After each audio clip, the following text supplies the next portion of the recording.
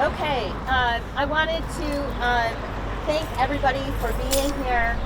The reality of what we're facing is that once again, we have community members and parents and pastors out fighting for another program for our children that is under attack.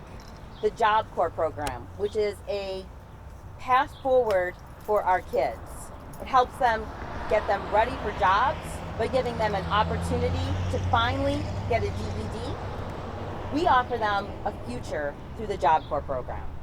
This exact campus where we are now standing is a gem of our community, uplifting kids who really need us most.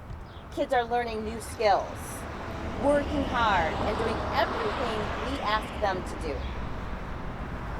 The administration shutting down Job Corps and kicking our kids to the curb without any warning is damaging and a continuation of their cruel agenda. Some of these kids don't have anywhere to go. The federal government's only response for those children actually said, send them to a homeless shelter. It's unacceptable, and we know that our kids deserve better. So I'm grateful for our community that is rallying behind the students and pitching in to help the ones who have no other options. We did get a decision this week to block the administration from taking steps to close Job Corps, and it was a really good step. But they're still trying to shut this program down. So in DC, I'm exploring options to restore the funding as soon as possible. But now I really would like to give you the opportunity to hear directly from other community leaders and from students about how Job Corps has helped them and what shutting it down will mean for them and our community. I'd like to bring up Pastor Denard Lakes to give his perspective. Good afternoon. It's so good to see everyone that is here after the emergency situation that happened here at Job Corps. It's good to see that the community came out as an outpour to be of support of this great place. As I worked here for over 8 years, I've seen the importance of how Job Corps has had an impact on our youth. Also, the fact that it was able to offer vision, hope, and direction to hopeless situations. I believe that Job Corps is an exit for a lot of students that would have probably ended up in destruction. And so for all of us that have had the opportunity to pour into the lives of young people, some that never could go back to the communities from which they came from, some that try to leave those places so they can come back, come into an environment where they can get an education, they can learn a trade. Some have even built family at Job Corps. And so as an employee here and someone who has helped to touch the lives of the young people, it is important that this place that has opened up to be a place for many that would help to bridge the gap between them and a future that looked very, very dim to them, to bring light and hope to this community. And so at this time, we just ask for your support, all of those from the community, the workers, and the students that are here. I appreciate everybody that have come out to support them. At this time, we're going to turn it over to our mayor, who will also talk about the impact and how important Job Corps is to affect our community. Blessings. Good afternoon. I want to welcome you guys here to this place on North Saginaw Street under God's watchful eye. We have a beautiful day. But we want to talk about Job Corps and Job Corps centers all across America.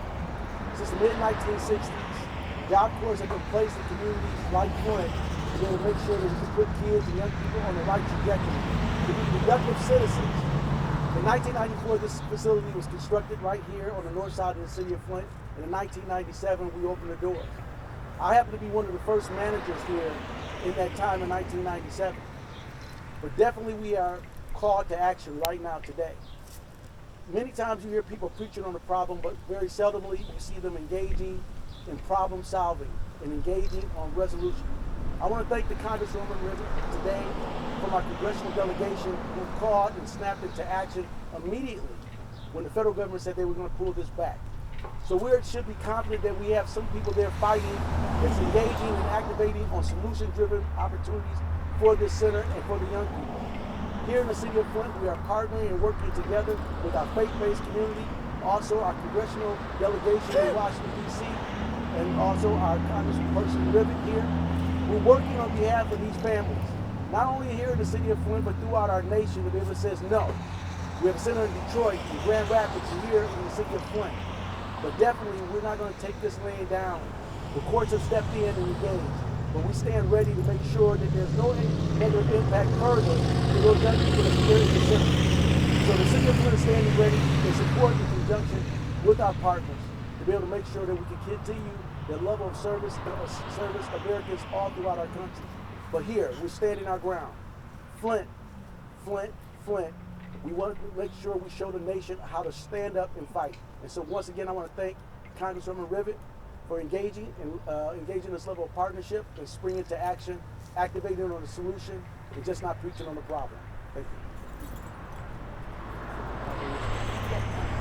So now we'll hear from Stacey Littlejohn about his experience in the program. I just want to thank you, Congresswoman, for giving me the chance to talk about this very serious situation. My career here has mean a lot. When I lost my opportunity to play college football, and no other college, school, trade school, anybody wouldn't give me a second chance, Job Corps opened their arms and gave me a second chance. I didn't know what I was going to do.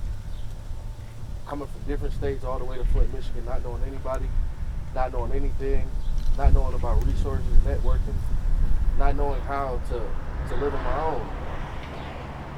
Being a Job Corps taught me so many things. It taught me how to network. It taught me how to use my resources. It taught me how to work hard. It taught me independent living. It taught me how to dress properly. It taught me how to speak like I'm speaking right now. I've come a long way being a Job Corps. I've become successful. I've become a man being here. When I first came here, I was a boy. I was scared. I didn't know what I was going to do. Meeting these people, these staff, the people of Flint, the businesses, the owners, everyone, taught me so many things. And now every time I walk in an interview or I walk in somewhere and they see me walk in with my diploma from here and my portfolio with all my certifications and the thing I've learned to be successful here, they just look at me and smile. And they always give me a call and let me know that they're so grateful and proud of me. And I love to see that all the time. Shutting this down would mean so much to these kids that have nothing. I have so many friends now that I graduated with that they wouldn't know where they would be if it wasn't for this place. I got friends that are in the union, very successful, making over $50,000 a year. Myself did very good, and I just feel like these kids, they don't have nowhere to go after this. This is their safety. This is their structure. This is the way they learn. This is their resource. Some of them don't have families. Some of them don't have parents. Some of them don't have that mentor that they need to make it through life, especially in Flint. And if you take that away, you're taking their whole lives away. And it's just going to be a lot of what ifs, what they could have been. We need to change that so we don't have to worry about that. I just want to thank you guys so much. Thank you, Congresswoman Rivet. Thank you, Stacey. Thank you so much.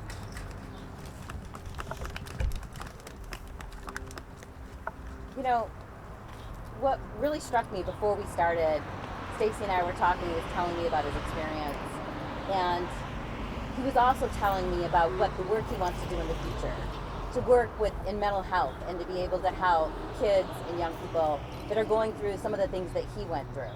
Because that's what community is about.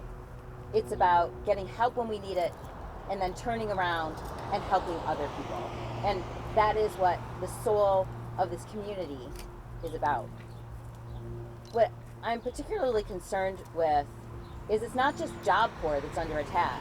It's the AmeriCorps program, it's the food banks, it's the people who are receiving SNAP benefits and what potential loss of Medicaid, people losing their health insurance, which is a cruel agenda, and things that are being eliminated for the purpose of providing tax breaks for the uber wealthy. So as things get harder here, it's getting easier for the folks who are probably sitting on a yacht right now. We have to continue to draw attention to these things, and make sure that we are fighting on behalf of our community, and most importantly, fighting on behalf of our children who need us to stand up in this moment and say, not on our watch, not as long as our voices have power. We will fight until we make sure that every kid, regardless of what age, is supported and has a pathway to greatness in their adulthood.